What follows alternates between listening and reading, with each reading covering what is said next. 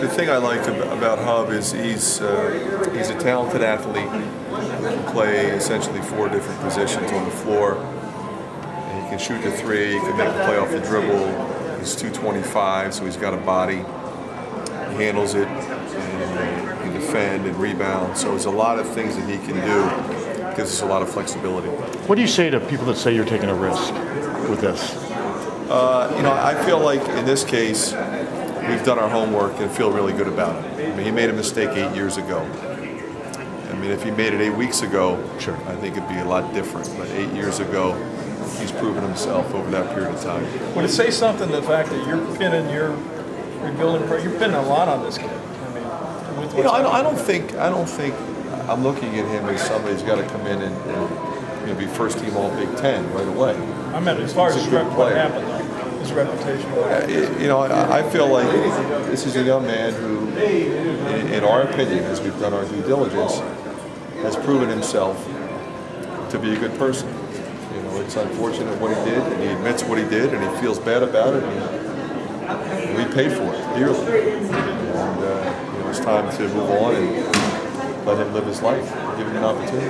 What would you say to people, critics from left field, who just read the particulars and are getting all over the program and you for taking this risk? What would you say to them? I would say just give him a chance and get to know him like I did. I think that's all you can ask, is if somebody would be open-minded enough to watch him interact with his teammates and see what kind of person he is before you make a decision. Don't make one based on something you heard about and you know that he did 8 years ago. How much him as a backup point guard potentially? I think he can play the point. Yeah. We have a number of different handlers, more so than we had last year, because Josh Oglesby can play the point, Hub can play the point, obviously Marble can play the point, and obviously Bryce can. So I feel like we've got a lot of handlers. Along those lines, how much do you value versatility then, in knowing that you can have guys play other positions? Because that seems to be the theme with your recruiting class right now. Well, it does a number of things. Number one, it enables us to play the way we want to play. But number two, it helps you absorb injury, sickness, anything along those lines. We've clearly got more depth than we had last year. And, we're not done yet. You talk about how you want to play at faster pace and you didn't quite have the depth, and you mentioned that, but do you feel now that you can go to space?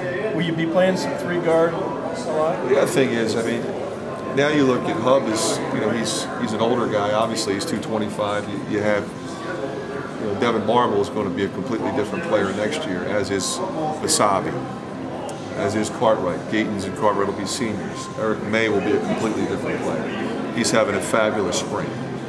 Brahmer and Archie are going to be seniors. They're going to be different players. So physically, from a maturity standpoint, we're going to be dramatically different. Plus, they're going to know our system and how we do things and be better able to function under pressure, having been through it. So I feel good about the team we've put together, and I'd like to add another piece. Do you worry at all about Anthony at other arenas like Illinois, the Izzone, or whatever? Do you think, being the fact that he is older, I think it's a strength. He's not going to rattle when we go on the road. I think after you've been in prison, I don't think there's much that makes you nervous. I would agree. You can't say you're a young team now. No, we can't. We're not. I could. Well, you wouldn't buy it. You won't buy that, right? How much of this is a gut feel for you? I mean, you only get to know guys so much in a recruiting process.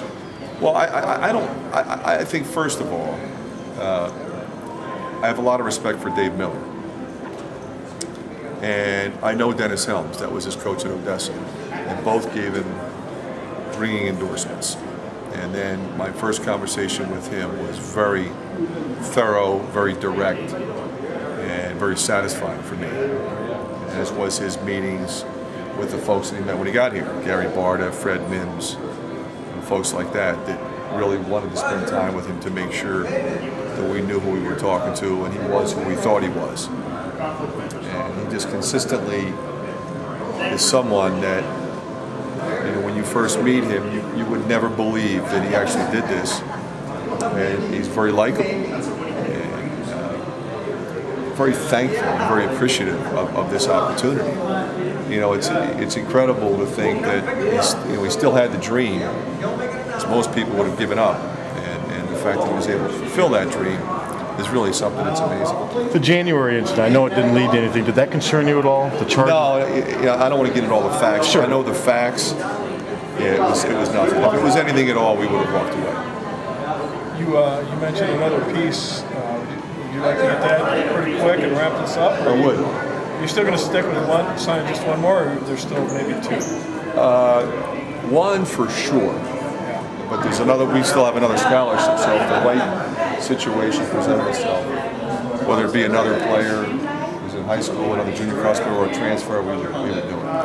But otherwise, we'll carry it to next year. You keep going through. I mean, there are kids that straggle like Bryce did into the summer. Yeah, we keep looking. We keep looking, and there's transfers out there. There's still coaching vacancies, and the right piece. Again, I would say it's less likely. Assuming we sign one more, it would be less likely that we would use the last one. But if the right person presented itself and had the kind of qualities we're looking for, we would pull the trigger. And that's the beauty of having one. You can carry it to next year and essentially end up balancing our classes. Do you expect to add another piece this week? I hope so, yeah. Yeah. How about tomorrow? Be a good day. Yeah, be a good day. How different is this for you a year later? I mean, after hiring a year. Oh, it's a lot different. I'm much more comfortable, and when I go into this room, there'll be a lot of people that I recognize, whereas a year ago I didn't recognize anybody really. But